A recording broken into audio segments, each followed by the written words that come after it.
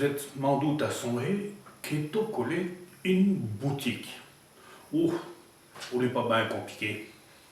Nous sommes inspirés de Jean-Claude Carrière, un grand comédien de théâtre et de cinéma, un avisonour, un scénariste au tout. Et dans son dernier ouvrage, dernier malheureusement pour nous, parce que peu notre ami Jean-Claude Carrière s'est tangé vers Louche à Musard. Donc son dernier ouvrage était appelé Atelier. Quand il faisait une séance de taille avec un avisonour ou avec des comédiens, il chaffraîchieux Atelier. Donc avec Buñuel, avec Louis Malle, avec Jean-Luc Godard, entre autres, et des plus beaux, il faisait ses ateliers. Sauf que, chez nous autres, en Saint-Onge, un atelier, où il n'existe pas. Donc, qu'est-ce qui se passe? Quand on va chez le maréchal, M. Buffrouille, il tape sur son feutre dans sa boutique. Quand on va voir le menuisier, il gosse ses planches sur son banc dans sa boutique. Et si je vais voir le cordonnier, quand il fait le sabourin au lait au tout, dans sa boutique. Donc vous autres avez bien compris que atelier en français ou les boutiques en Saint-Henri. Voilà. Il n'y a guère que le Farmour qui n'a pas de boutique, ou alors il tient sa boutique dans les étables et les écuries, dans la marque d'Aubetière, quoi. Bateau, allez, aux tailles.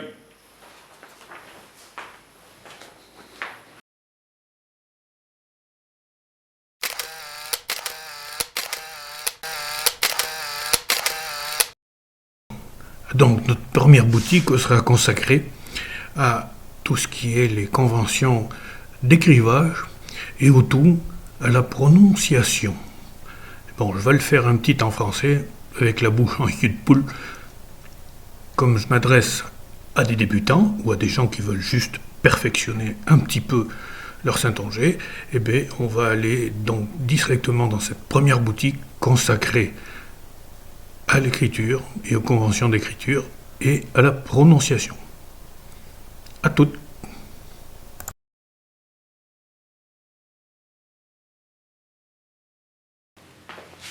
Ah, bon, Perchieux, avons besoin d'un couillon qui knurre. Je suppose que le couillon, c'est moi, c'est ça? Oh, excuse, vous les déchire Candide. Candide, en gabaille, vous les quasiment la même chose que couillon. Alors, tu veux pas nous pendre une reloge qu'on te ferait péter la pompe? N'empêche, pour moi, on vaut mieux Candide que couillon. Bon, à cette heure, allons-y, ou allons-y bader de la goule jusqu'à la brin? Rangeons, rangeons.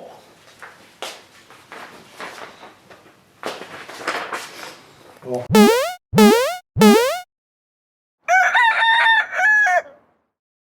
Mes bons émites, avant d'aller plus loin, un petit retour sur le sounange. Le sounange, l'accent en français. Vous connaissez tous les accents, l'accent du midi, au peu cher, il y a des gangs que des cavoles. Bon, dès que vous entendez cet accent, vous savez d'où ça vient. Eh bien, chez nous, c'est un peu pareil. On a dans le pays gabaï un sounange particulier qui n'est pas tout à fait le même que l'accent qu'on va entendre en Charente ou Charente-Maritime. Faut dire que nous, on est dans une région très proche de la Gacougne, la Gascogne, puisque Bordeaux est gascon, alors que la région blayaise est de langue d'oïl, donc saintongeaise. Pour la petite histoire, on dit que la limite entre la langue d'oïl et la langue d'oc se situerait entre Plassac et Villeneuve-de-Blaye, est déterminée par le Brouillon, une petite rivière qui se jette dans la Gironde. Voilà, donc, pour nos amis charentais notamment, qui sont un petit peu chauvins, ce qui est normal, on leur en veut pas, eh bien, notre sounange est un petit différent de ceux des Charentes qui nous en veulent pas. Bise.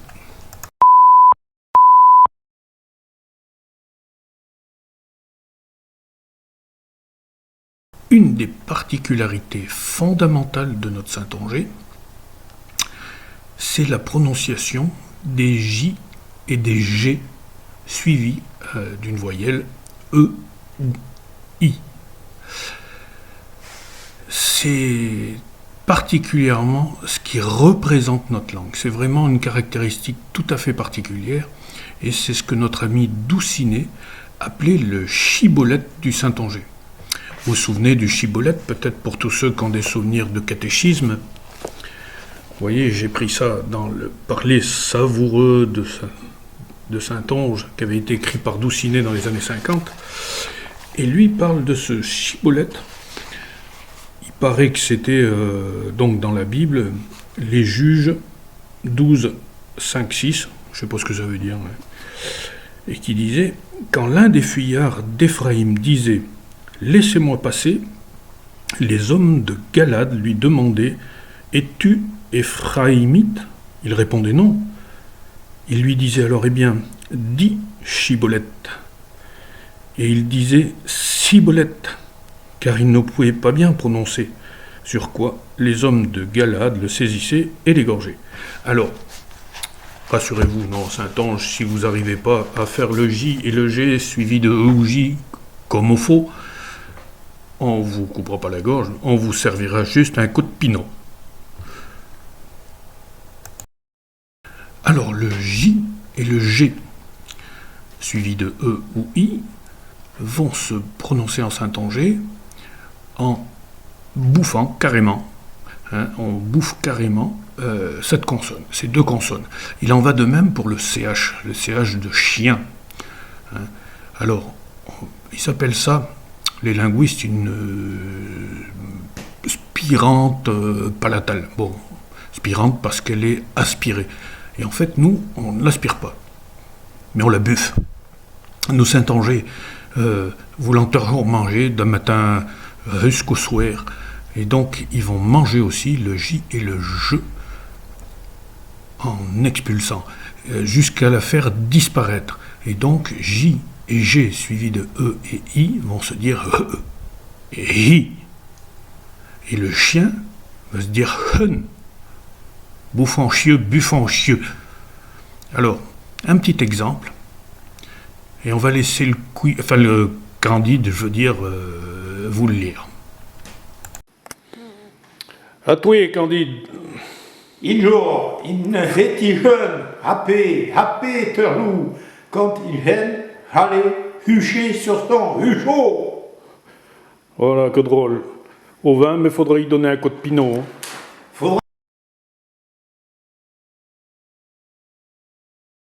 Ayez, vous autres avez bonne compernue?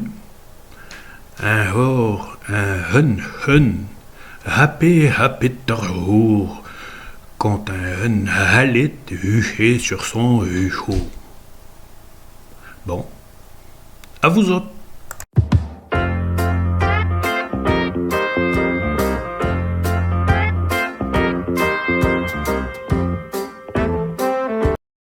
Donc par convention d'écriture, on va représenter ces sons, les sons J et les sons G suivis de E ou I, en les buffant par JH ou GH.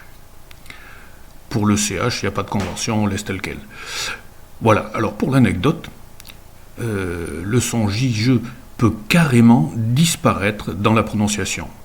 Ainsi, la ville de Jonzac en français, qui va se dire Onzat, en chérantais et en saintongeais de manière générale, peut aller jusqu'à faire disparaître le J du début et faire Onzat. C'est ce qui est arrivé malheureusement à un touriste parisien qui avait pris le train et qui a raté sa correspondance puisque le chef de train, dans son micro, avait prononcé à la saintongeaise, il avait dit « prochain arrêt à Onzat ». Et le Parisien n'avait pas compris, il s'est retrouvé bien plus loin, le pauvre.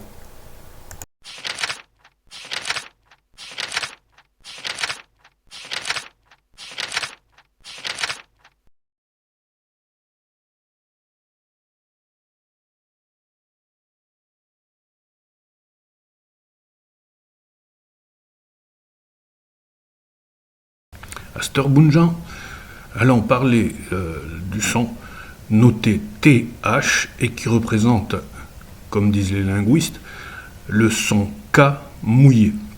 À l'origine, disons, le son intermédiaire entre le que et le te.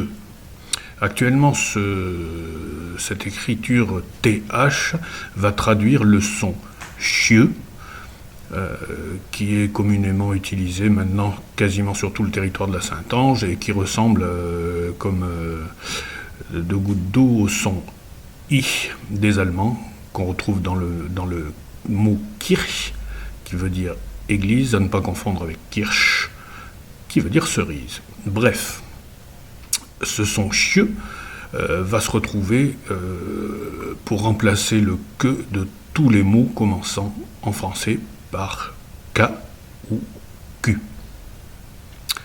Alors une petite particularité de notre pays gabaï, c'est qu'on a deux variétés de gabaï. Les gabaïs que l'on appelle les gabaïs que, et qui vont prononcer que, et les gabaïs chieux, qui vont prononcer le son que, chieux. Alors pourquoi y a-t-il ces deux types de populations? En savant run. La légende veut que les gabaïs que soient les originaux du patelin, à savoir qu'ils étaient là à l'origine, et comme c'était une terre très gasconne, puisque notre ami Geoffrey Rudel était un troubadour qui gasconnait, alors que la population saintongeaisait. Et il semblerait qu'après la grande peste du XVIe siècle, la population étant quasi décimée, il a fallu repeupler par des gens qui arrivaient du nord, et donc qui ne prononçaient pas que, mais chieux. Voilà, allez, on va laisser lire maintenant les phrases avec le chieux par notre Candide. Allez. Vas-y, le Candide, il a bu un coup de pinot, il peut y aller. Ah, ça devrait arriver. Chiron les plus curieux qu'une belette. La chiosine d'Albertine. Je donne tout mon chieur pour chieur la viande pour conseil. Pas doux, chieur. Voilà. Au vin, au vin.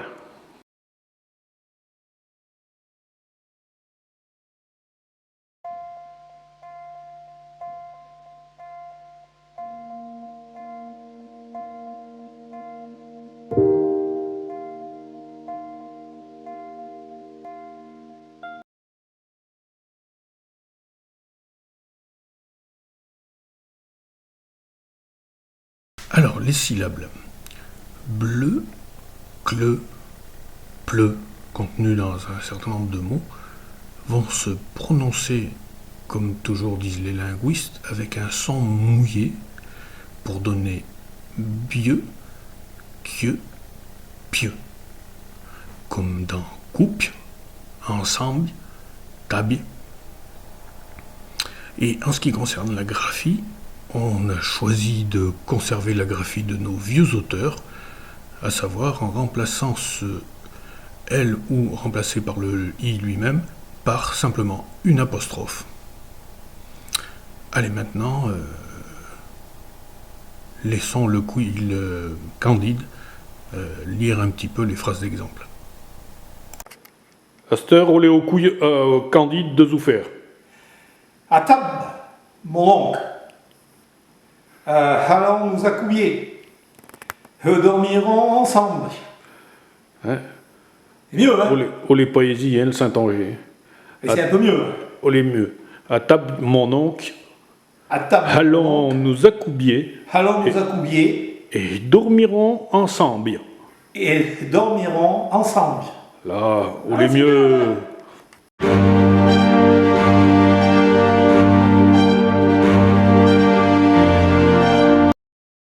Donc, ça vaut que Poléon trouvé était l'unvert son oncle, Poléon Bounatrape. Et comme on dit que le deuxième empereur araignée, les Saintongeais qui sont ben logiques l'avant appelé Poléon II. Allez, vire au chireux.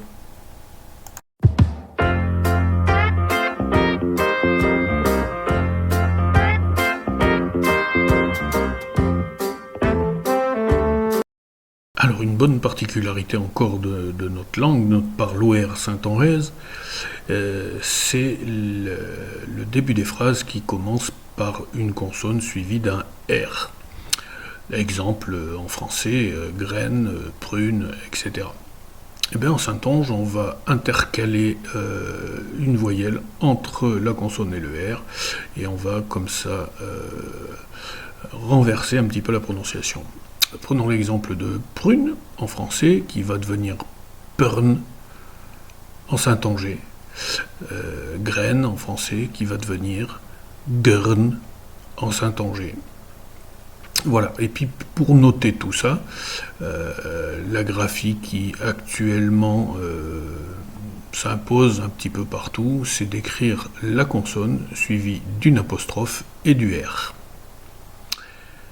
Et au ben tout compernuche. Allez, laissons-le lire le Candide. Bon, nous de Candide est parti boire un coup de pinot, je vais vous faire perli. Alors, l'État, hein, qui est faisant des pernchiottes, les pernots. Les drôles, terpez pas dans mon traiti, et smé des gurnes. Fit garce, ce couillon va revenir sous par deux.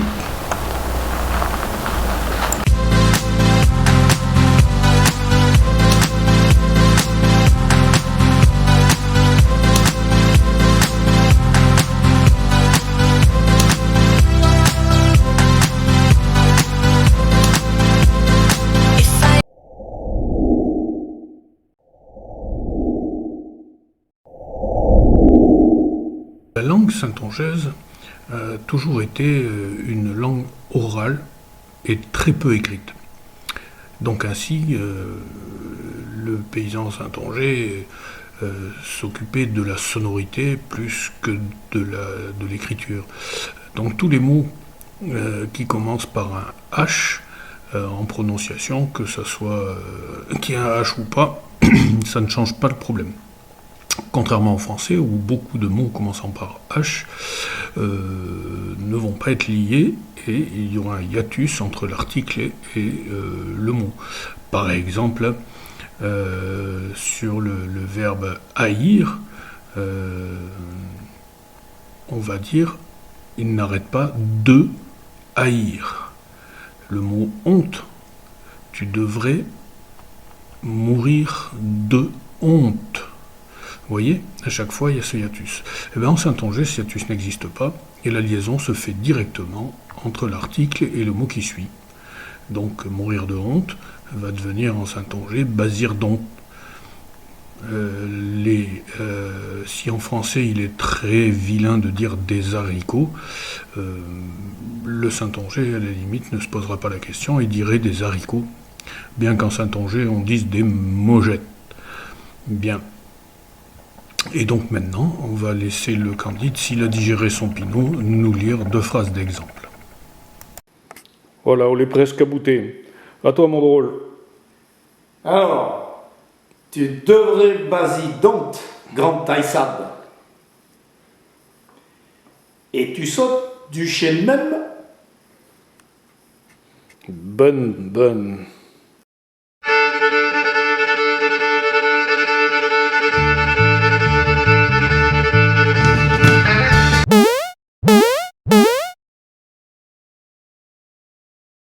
Parlons un peu du pluriel. En français, devant un mot commençant par une voyelle, le pluriel se marque par la liaison. Les enfants, les orions, etc.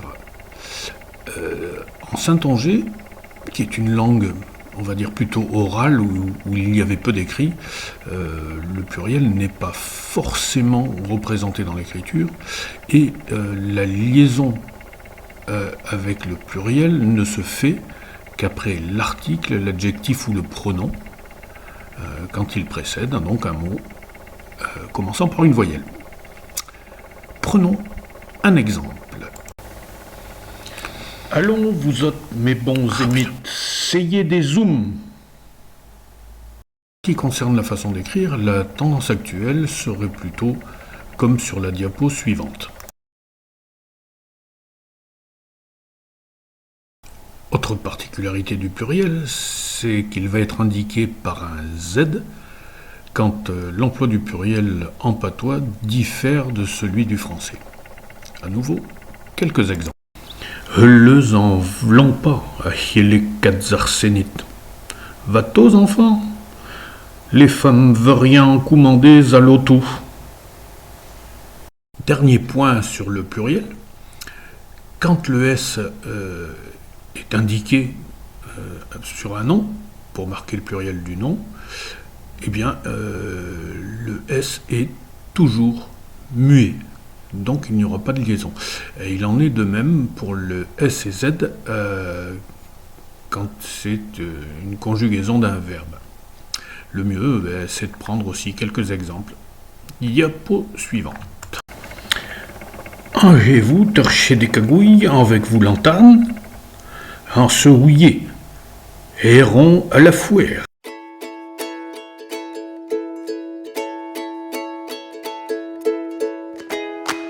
Dernier point de notre première boutique, les liaisons. Alors certains qui ont tendance à dénigrer notre patois, et les autres patois d'ailleurs dans les autres régions, auraient tendance à dire que les liaisons en saintongeais sont des liaisons mal à propos. En fait, pas du tout. Les saintongeais détestent dans une phrase quand il y a un hiatus, quand les sons sont coupés. Et donc, il va rajouter une liaison pour éviter ce hiatus. La seule chose, c'est que, comme à nouveau, c'était une langue qui était très orale, la liaison ne va pas se faire avec la dernière lettre du mot précédent, mais en rajoutant une lettre. Prenons quelques exemples. Alors,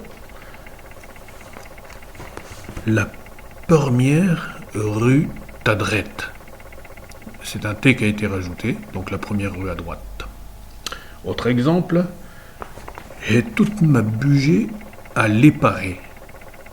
J'ai ma lessive à étendre. Donc c'est le L qui a été rajouté pour faire la liaison. Encore un autre exemple. Il a débouillé un gros écharbon. Donc il a écrasé un gros scarabée. Et là, c'est le T qui a été rajouté, puisqu'on n'a pas tenu compte de la liaison avec le S de grou. Dernier exemple, et ensuite on va s'arrêter. J'offris pas pour 10 gouttes à boire. Là aussi, on a rajouté un T pour faire la liaison, sans tenir compte du S de co. Voilà pour ce chapitre. Voilà, notre première boutique est aboutée. Espérons que vous a plu. Pour nous autres, il a été un grand plaisir de vous faire. Mais à cette heure, j'ai une petite souhait. Je m'en vais boire un coup de bien. Le vin bien, au les sucres nous aurons pièce. Vin bien, vaut mieux que toute devinesse.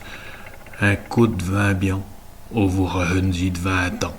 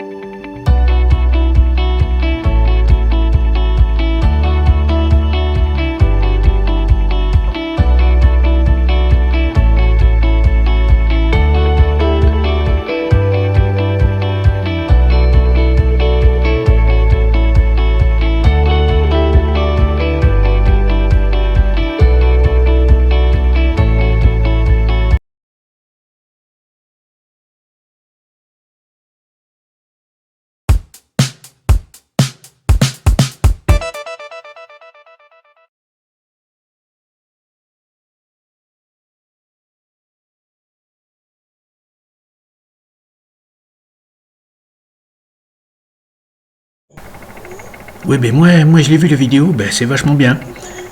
Mais vachement bien, hein, je t'assure. T'oublies pas mes carottes, hein, tu me donnes les carottes, t'oublies pas. Parce que sinon, je dis pas que c'est bien, je dis que c'est de la merde. Hein. Pense à mes carottes, mais sinon, la vidéo vachement bien. Hein. Allez, pense à mes carottes et puis à bientôt. Je pense que c'est super, mais je crois que je ne suis pas vraiment objectif. À bientôt. Ce avec le professeur l'Ours Dur, spécialiste des langues fourrées de l'Université du Marais de la Vargne. Ah donc, qu'est-ce que vous avez pensé de cette vidéo? Bon, eh bien, après avoir birillé chez le vidéo, je trouve qu'il est quand même bien fait. Et que nos drôles, si on continue, allons surtout pouvoir continuer à parler que gabaille. Voilà ce que j'en pense. On est donc bien fait, bien tourné. Merci.